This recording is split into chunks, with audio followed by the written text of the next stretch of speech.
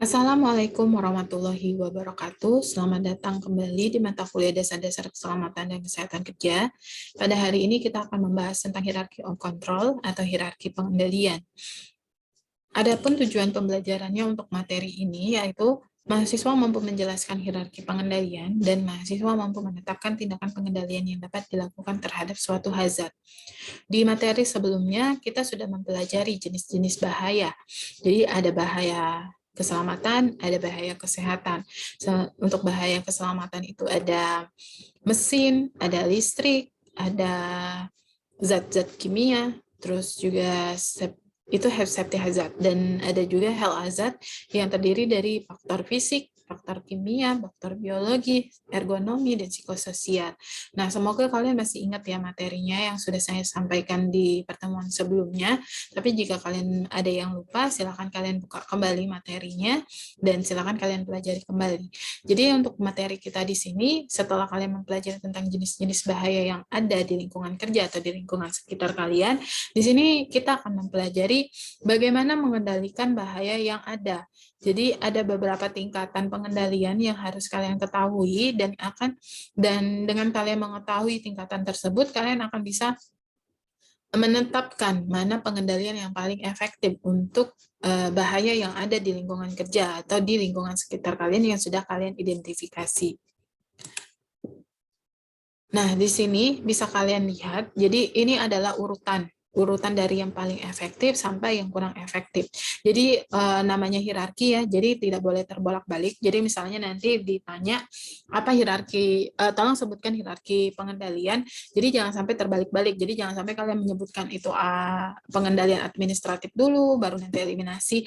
Jadi harus berurutan karena memang ini adalah pengendalian yang paling efektif, efektif sampai yang dirasa kurang efektif untuk mengendalikan bahaya yang ada di lingkungan kerja atau di lingkungan sekitar kalian. Nah, untuk yang pertama, di sini ada eliminasi. Lalu yang kedua ada substitusi, yang ketiga ada rekayasa atau engineering control, yang keempat adalah pengendalian administratif, dan yang kelima adalah APD. Mungkin di sini kalian akan bertanya ya, kenapa eliminasi itu merupakan eliminasi itu merupakan tindakan pengendalian yang paling efektif, sementara APD itu merupakan tindakan pengendalian yang paling, maksudnya yang kurang efektif. Dan mungkin juga di sini kalian lebih familiar kalau misalnya ada suatu bahaya, misalnya nih di lingkungan konstruksi, mungkin kalian akan, ketika kalian ditanya apa tindakan pengendaliannya, kalian akan langsung connect ke, oh pakai helm, pakai safety shoes, dan itu adalah APD. Padahal sebenarnya kalau kalian sudah mengetahui hierarki pengendalian, APD itu adalah tindakan yang kurang efektif. Jadi nanti kalau misalnya ditanya tindakan pengendalian apa yang bisa kita terapkan, ya kalian bisa lihat dulu dari hierarki yang pertama, kira-kira memungkinkan nggak untuk dieliminasi? Kalau tidak bisa baru kita ke substitusi, kalau masih tidak bisa juga kita ke engineering control. Nah, kalau sudah sampai di engineering control ini, kita bisa memix agar tindakan pengendaliannya menjadi seefektif tindakan pengendalian eliminasi.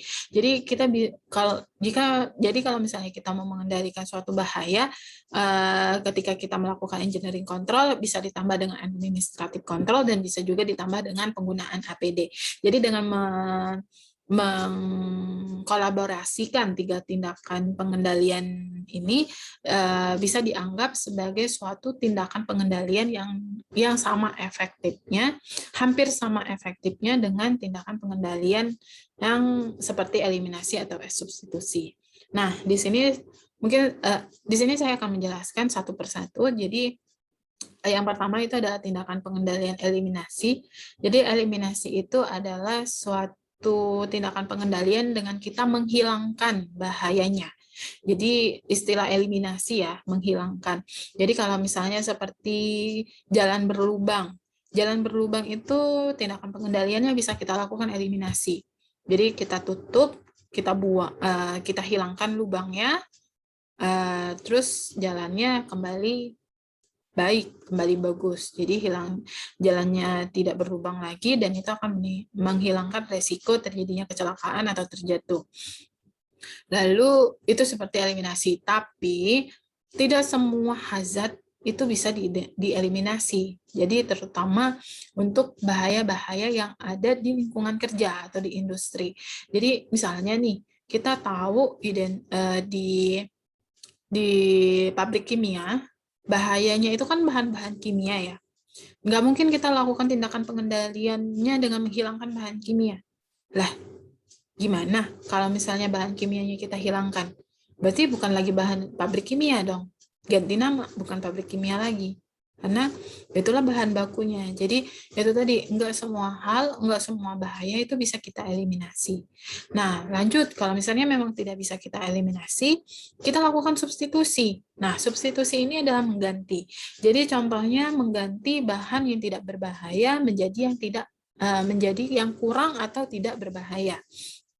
Jadi kira-kira nih kalau di pabrik kimia, misalnya mereka menggunakan suatu zat yang sangat berbahaya, terus kita lihat kira-kira bahan tersebut apakah bisa kita ganti dengan bahan yang dirasa tidak berbahaya atau sedikit menimbulkan bahaya dibandingkan dengan zat yang sebelumnya digunakan.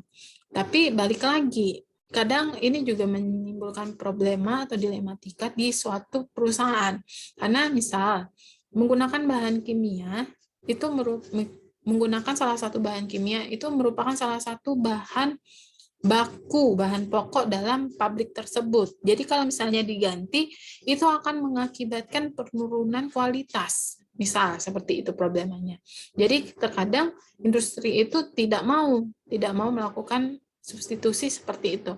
Jadi kalau memang dirasa kurang atau tidak bisa dilakukan tindakan pengendalian dengan substitusi, maka kita turun lagi, kita lakukan tindakan pengendalian engineering control. Nah, engineering control ini atau rekayasa teknik, kita memodifikasi lingkungan kerja dan peralatan kerjanya. Jadi misalnya nih, ada bahaya bising di suatu lingkungan kerja. Jadi kita buat suatu ruangan yang kedap suara. Jadi bisingnya itu akan terisolasi sehingga tidak akan terpajan ke pekerja selama pekerja tersebut berada di area kerja tersebut. Nah, itu salah satu contoh engineering control. Dan ditambah lagi misal kita menerapkan tindakan pengendalian administratif atau administratif control.